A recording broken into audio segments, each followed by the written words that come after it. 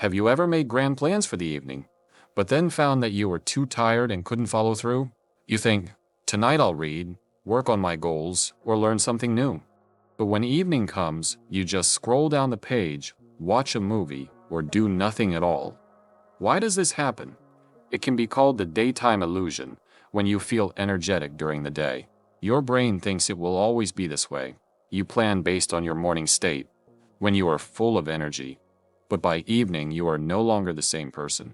Your energy dries up, and suddenly all those ambitious plans seem impossible to accomplish.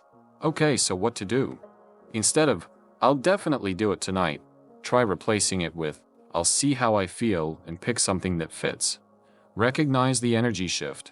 Your evening self isn't lazy, it's just different. Work with it, not against it. Lower the activation barrier. Want to read? Put a book in front of you. You want to journal? Put a notebook on your desk. It makes it easier to make the right choice.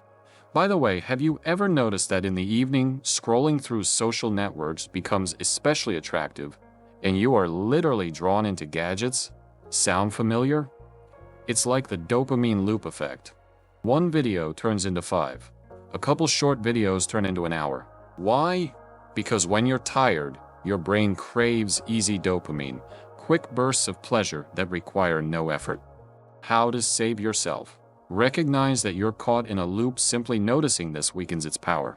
Set exit points. I'll watch 3 videos and then I'll stop. That way you won't let the loop consume your entire evening. Replace mindless activities with easy alternatives. Want to relax? Put on some music instead of scrolling. Need a break? Take a short walk.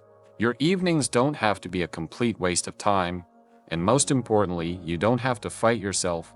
Just understand how your brain works and make small adjustments.